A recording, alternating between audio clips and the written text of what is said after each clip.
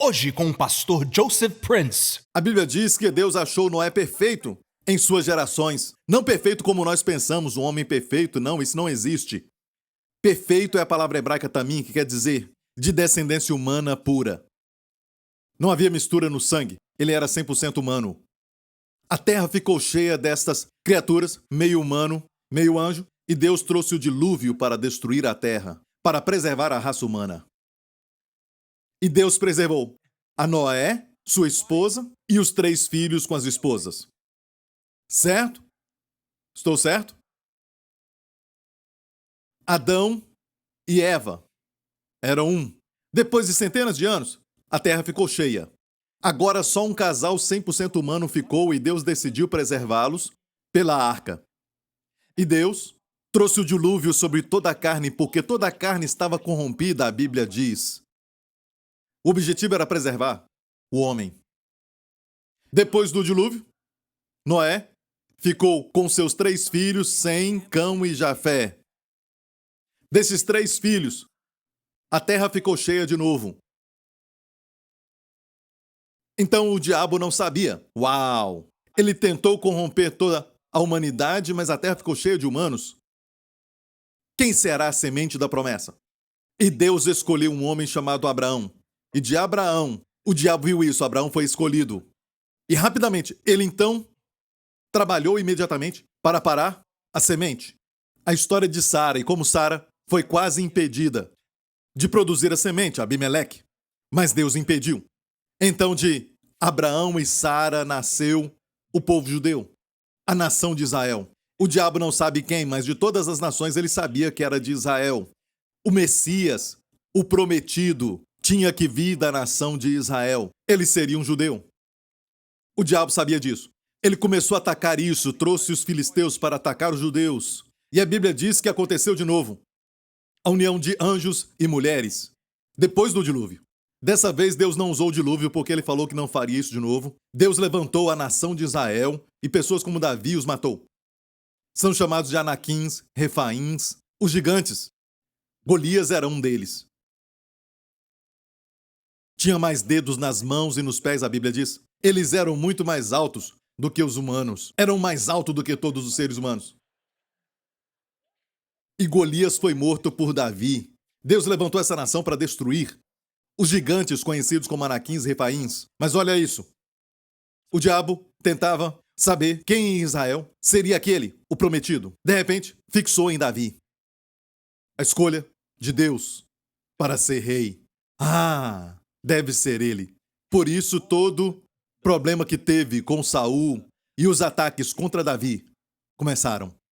O diabo pensou que ele era a semente. Não, ele se tornou o progenitor da linha real, pois foi escolhido por Deus para ser rei. Da casa real de Davi, da linhagem de Davi, veio Salomão e foi passando. E de fato, uma certa vez, o diabo tentou destruir o herdeiro, que na verdade eram bebês, quando o tatataraneto de Davi era somente um bebê, e o diabo atacou o palácio. Aquele bebê foi então escondido. Era só um bebê. Mas depois aquele bebê foi revelado, como Jesus um dia, que está agora escondido, mas vai ser revelado à terra, para reinar sobre a terra. E depois, passando por várias gerações, toda essa linhagem real de Davi, em Judá, e este rei Jeoiaquim foi um rei muito mau. Mesmo sendo da linhagem de Davi, ele era um homem mau. Ele praticou sacrifício de crianças, por exemplo, no vale de Inã. Se for a Israel, visite esse vale, perto de Jerusalém. É deste lugar que vem a palavra inferno.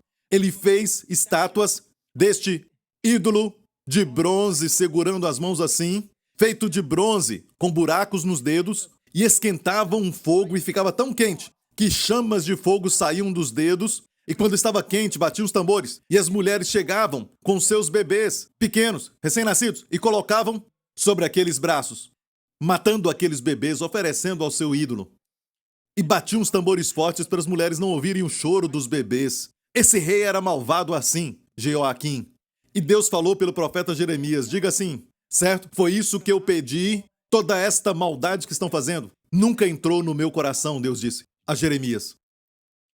O que ele fez foi tão terrível que o seu filho, o seu nome é Jeconias, filho de Joaquim, Jeconias, a Bíblia diz, vai ser amaldiçoado.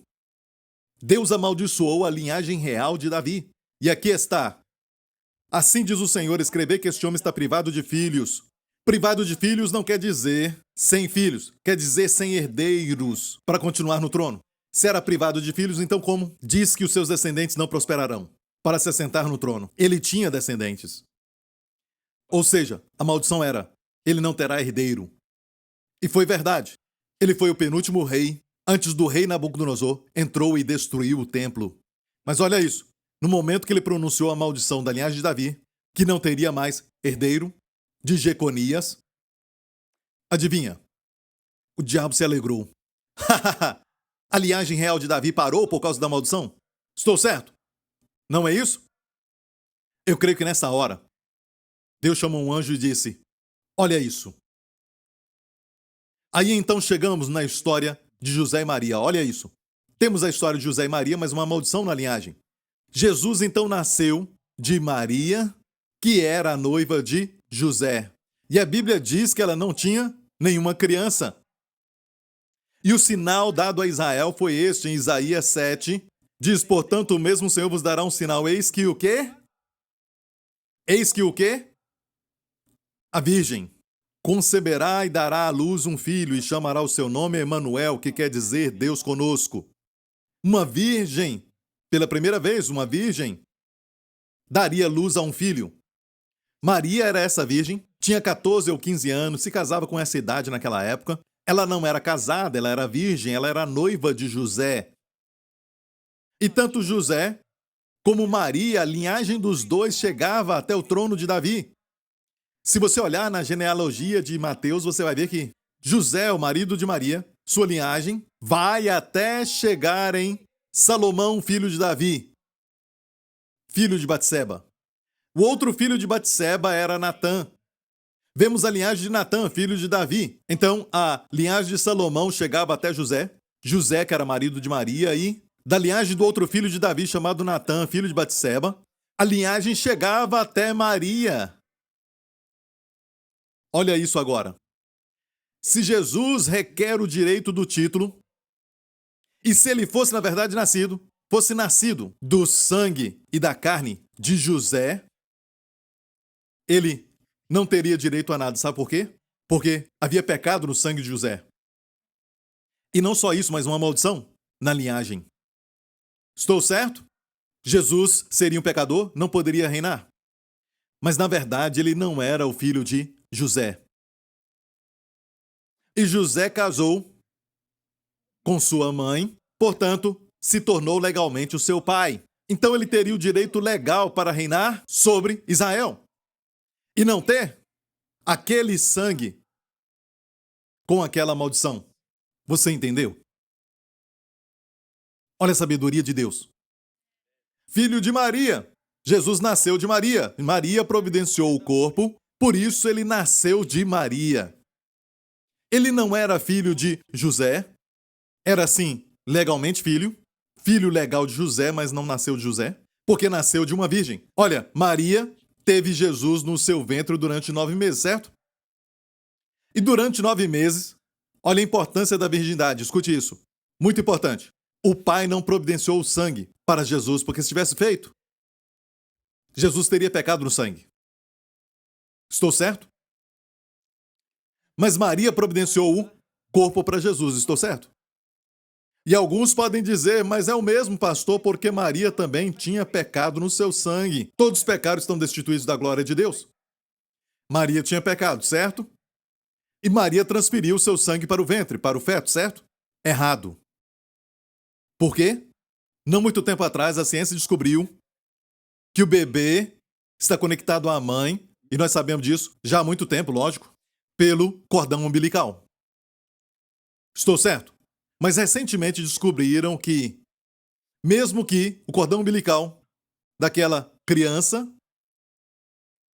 leva comida da mãe para o filho e descarte da criança para a mãe, por anos pensaram também que o sangue ia da mãe para o filho. Sabe o que descobriram? Nem somente um traço de sangue vai da mãe para o filho, pelo cordão umbilical. Viu a importância do nascimento virginal? Ele foi colocado no ventre de uma virgem, pelo Espírito Santo. Aleluia! Agora, ele tem direito duplo. Por José, através da linhagem legal, por Maria, a outra linhagem, até chegar em Davi. Por isso, quando ele nasceu, os homens sábios disseram: onde está o que nasceu? O rei dos judeus. Olha bem, só ele que nasceu rei. Até mesmo os outros descendentes reais dessa terra não nascem rei. Nascem como príncipe. Isso não é nenhuma revelação. Nascem como príncipe. Mas os homens sábios disseram: onde está o que nasceu, o rei dos judeus? E o rei Herodes, na época, ficou com medo quando ouviu isso. Porque Jesus nasceu como rei. Aleluia! Rei dos judeus. Homens sábios o buscaram. Vocês estão aqui hoje porque são sábios. Homens sábios que viajaram muito. Foi uma longa jornada. Por vários terrenos de montanhas e vales. Por desertos muito perigosos. Pelos rios. Para encontrarem o bebê Jesus. Então a primeira pergunta do Novo Testamento é: onde nasceu o rei dos judeus? Sabe a primeira pergunta do Antigo Testamento? Em Gênesis, Deus pergunta ao homem: onde estás? Adão, onde estás? Não que Deus não sabia, mas você sabe onde você está? Está perdido? Adão tinha que ter falado: estou perdido. Deus pergunta ao homem: onde você está? A resposta para a pergunta onde você está é encontrada. Não dizendo estou aqui, como se soubesse o caminho, mas dizer onde está o que é nascido rei dos judeus. A resposta para a sua vida é onde ele está. Você o encontra e encontra a si mesmo.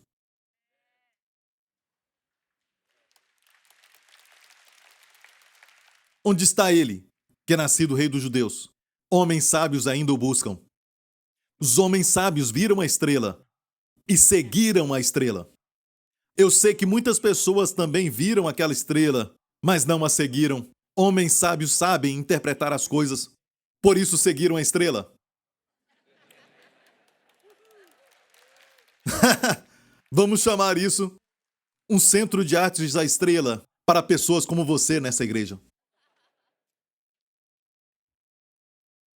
Eles adoravam o sol. E a Bíblia é tão clara, olha isso, Mateus 2, verso 11. E entrando na casa, acharam um menino com Maria, sua mãe. 5 vezes nesse capítulo a Bíblia diz: a criança com sua mãe, a criança com sua mãe, a criança com sua mãe, a criança com sua mãe, a criança com sua mãe, não a mãe com a criança. 5 vezes. Prostrando-se, o adoraram. Não adoraram eles. O adoraram, não os adoraram. Olha, se Jesus não é Deus, isso é blasfêmia. Mas ele é Deus. A Bíblia diz que um menino nos nasceu. É a sua humanidade. Ele nasceu, mas como filho não nasceu. Como filho, ele já existia com Deus. Um filho se nos deu. É a sua divindade. Você está entendendo tudo? Estamos falando da Bíblia inteira. Quando você sair daqui, não precisa nem de seminário bíblico, nós cobrimos já tudo. Que alguns que vão para o seminário nem sabem o porquê, eles estudam o quê, eles não sabem o porquê das coisas. Mas você está vendo por quê? Estamos vendo este drama épico de redenção, essa história, a batalha de todos os tempos entre o bem e o mal. É maior do que Guerra nas Estrelas. De todos os planetas que Deus fez, Deus olhou para este planeta, a Terra, e fez desse lugar uma plataforma para o seu plano de redenção. Agora ele não pode impedir que a semente nasça. Nasceu em Belém. Ele tentou enviar Herodes para destruir os bebês com menos de 2 anos de idade em Belém. Jesus fugiu. A semente, ele queria impedi-la. Daí vem o drama de como o diabo tentou empurrá-lo com 30 anos de um precipício, com pessoas que estavam com ódio dele. E por muitas vezes tentaram, mas ninguém podia tirar sua vida. Ele veio morrer, sim, mas não dos planos dos homens, mas na hora do Pai, no tempo certo. Ele morreria na cruz. A primeira vez que os romanos viram um homem se dar na cruz assim, muitos xingavam, amaldiçoavam, lutavam contra isso, mas ele se entregou e ele foi levantado e olhou para o céu e disse: Pai, perdoa-lhes porque não sabem o que fazem. O sacrifício final.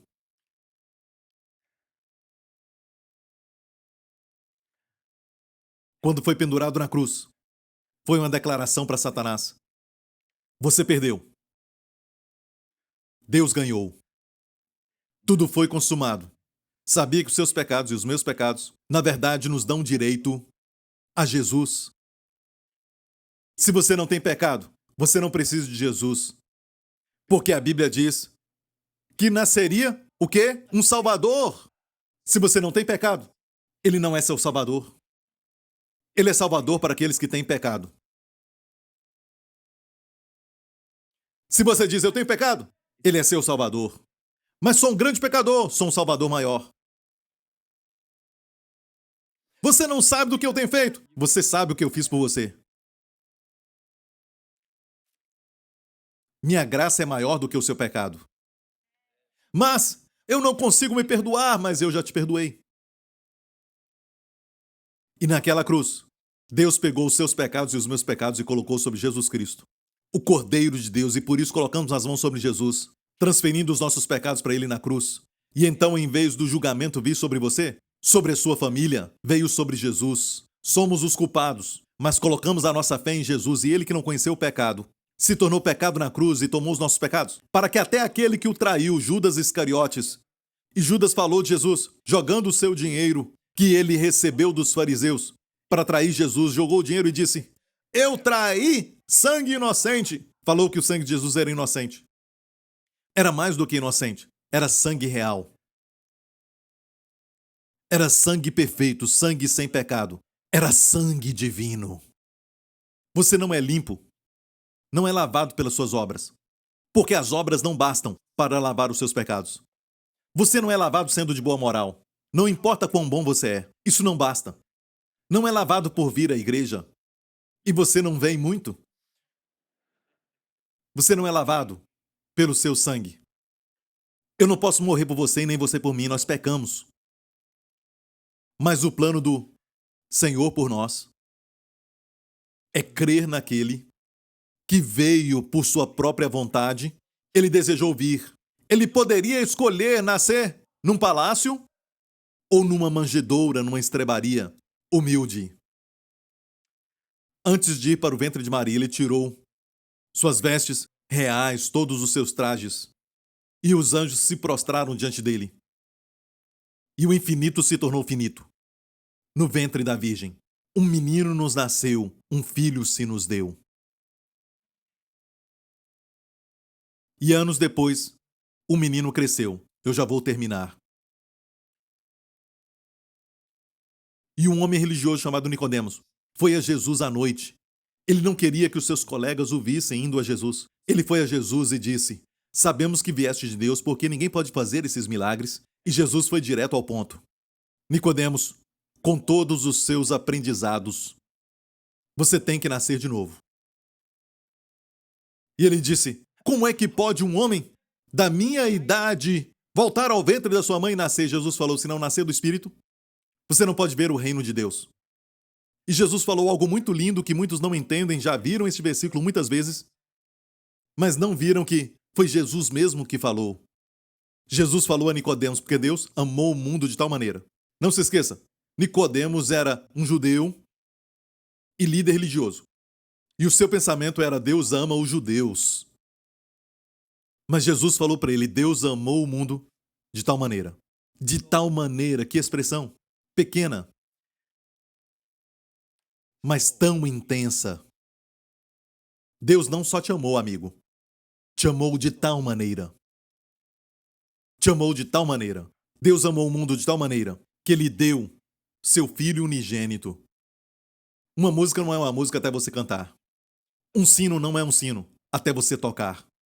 O amor no seu coração não foi dado para ficar. O amor não é amor até você dar para alguém. Deus amou o mundo de tal maneira, Nicodemos, que Ele deu o seu Filho unigênito, para que todo aquele, isso inclui todo mundo, que nele crê, não pereça, mas tenha a vida eterna. As últimas palavras que Jesus falou na cruz foram essas: está consumado! Que está consumado?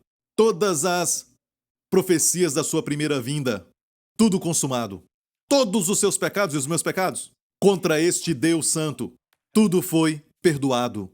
Todo o julgamento que tinha que cair sobre você, tudo foi removido pelo seu sangue. Toda a exigência da santidade de Deus contra nós foram preenchidas por todos nós. Agora você pode esperar somente bênçãos, e bênçãos, e mais bênçãos. Espere ainda mais. Porque Jesus disse: eu vim para que tenhais vida, e vida com abundância. Amém? Dê a Ele glória, igreja. Aleluia! Curve a sua cabeça e feche os seus olhos aqui neste lugar. Essa é a história do Evangelho. Não te ofereço uma religião. Te ofereço a realidade. Jesus Cristo vai voltar. A Bíblia diz que depois de morrer na cruz, Ele ressuscitou ao terceiro dia. Lembra que eu te disse? Deus considera a morte um inimigo. Jesus venceu a morte por você e eu e ressuscitou dos mortos com seu corpo. Ele está agora à direita de Deus Pai, assentado no trono do Pai. Mas muito em breve Ele voltará. Vai voltar para a nação de Israel. Por 2000 anos a nação de Israel deixou de existir, espalhados nos 4 cantos da terra. Em 1948, Israel voltou a ser uma nação. Isso nos mostra que estamos no fim dos tempos. O Senhor Jesus, o filho de Davi, o herdeiro legal, o rei de Israel, voltará. Ele vai voltar para Israel. E vamos ver que vai ser céu na terra. Mas até lá a Bíblia diz que o mundo vai estar em mais trevas e mais trevas e mais trevas. Mas a luz de Deus sobre o povo de Deus vai brilhar mais e mais. E o mundo vai ver a luz nas nossas tendas. Amigo, se você está aqui hoje e nunca aceitou a Jesus Cristo, os seus esforços, as suas obras não podem te salvar. Nada além do sangue de Jesus. Se esse é você, amigo, e quer aceitar a Jesus Cristo, faça essa oração comigo. Diga: Pai Celestial. De coração, diga: Pai Celestial. Obrigado por teu amor. Que grande amor. Tu me amaste antes que eu te conhecesse. Obrigado, Pai, por enviar teu Filho Jesus Cristo para morrer pelos meus pecados e tomar o meu lugar como meu substituto. E todo julgamento que deveria cair sobre mim, toda condenação caiu sobre ele. Ele morreu no meu lugar. E no terceiro dia, tu o ressuscitaste dos mortos, como declaração de que os meus pecados foram perdoados pelo seu sangue. Jesus Cristo é o meu Senhor, em nome de Jesus. E toda a igreja diga: amém. Glória a Deus. Sabe de uma coisa? Que estudo bíblico. Antigo e Novo Testamentos. Você gostou? Em uma mensagem, glória a Deus. Antes de você sair, eu quero te abençoar. Amigo, quando nós te abençoamos, não é só para te acalmar. A bênção de Deus sobre você vai mudar o curso do seu destino. Vai transformar os eventos.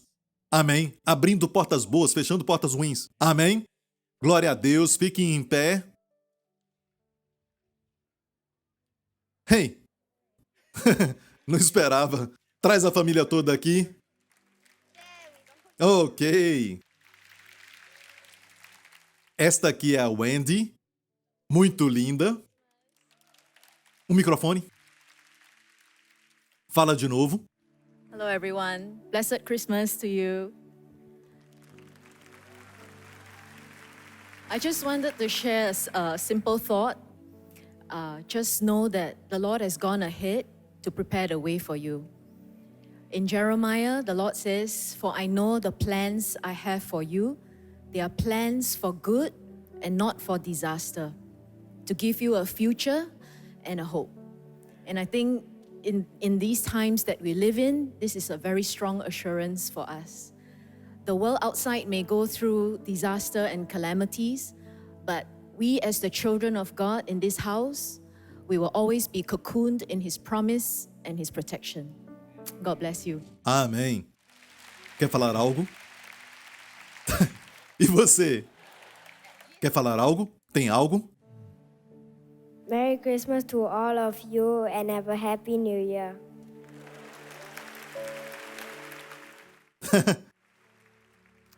Glória a Deus. Levante suas mãos neste lugar. Que o Senhor te abençoe com a sua família, com as bênçãos do pai Abraão e com as bênçãos de Deuteronômio 28. Que o Senhor te proteja. Quando Ele te protege, você está protegido. Que o Senhor te guarde junto com os seus amados durante toda esta semana de todo o perigo, ameaças, acidentes, de toda doença e dos poderes das trevas, através do sangue do seu Filho. Que Ele te conceda favor, sorria para você. Conceda a você e aos seus amados sua shalom, paz. Em nome do Senhor Jesus Cristo. E toda a igreja diga: Amém. Deus te abençoe.